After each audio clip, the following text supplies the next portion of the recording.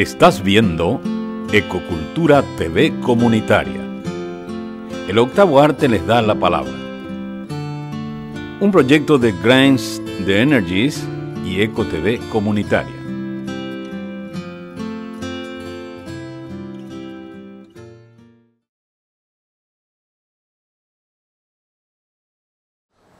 Entonces él se propuso hacer ese Pinedo, ¿verdad? Estoy hablando de Pinedo, del gobernador Agustín Fernando de Pinedo, que era natural de Burgos.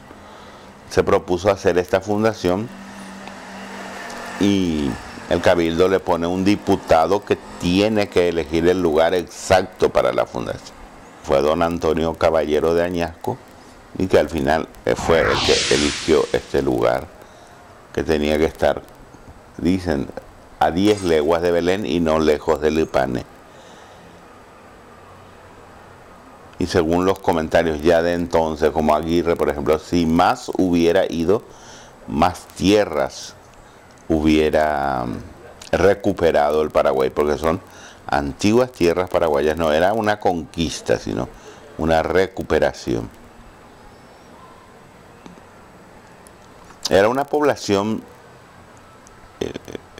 con carácter de villa, se fundó ya con ese nombre. Claro que lo obtiene oficialmente el villazgo en 1812, pero además era un fuerte. Pero tan pobre es lo que le dan.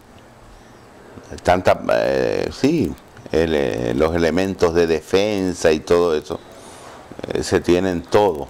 Lo que en el primer censo de Concepción es pasmoso lo que tenía que defender y lo poco que tenían.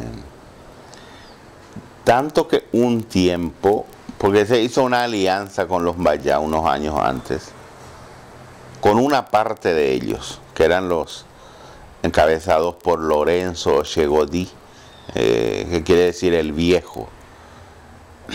Y los Mbayá de Lorenzo defendieron a Concepción.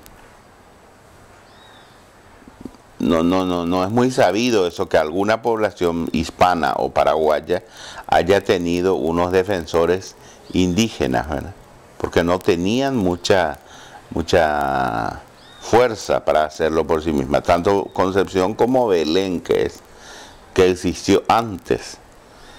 Y cobraban una especie de tributo, cobraban a los primeros habitantes de esta ciudad, hasta que se fueron haciendo cada vez más exigentes, que se rompió esa paz. A la muerte de Lorenzo se rompió esa paz y viene la guerra con los Mbayá, que en el libro del que estábamos hablando antes, fuera de la cámara, ¿verdad? Yo el Supremo, Rojas Bastos, recuerda eso como la matanza en los toldos, que ocurrió en 1796, y sus juicios son muy duros para la gente de Concepción. Otros estudiosos dan un juicio un poco más ponderado, ¿verdad? Cuando se rompió esta paz, como le dije, apareció otro grupo, que era el grupo de los Toba-Machicuí.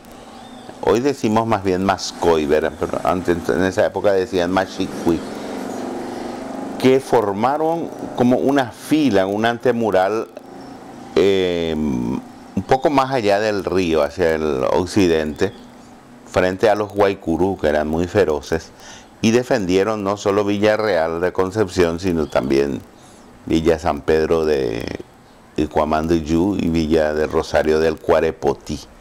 Esta gente estaban comandadas por un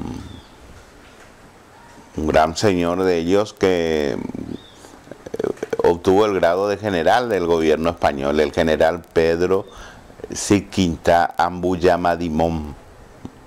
El Lorenzo de quien le hablé fue enterrado en la primera iglesia de Concepción, porque antes de morir se bautizó, pidió el bautismo y se bautizó.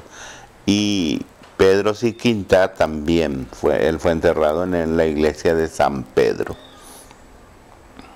Esto es un poco para ver cómo algo que no siempre se comenta, el aporte y el apoyo de las etnias indígenas a las fundaciones del siglo XVIII en el Paraguay.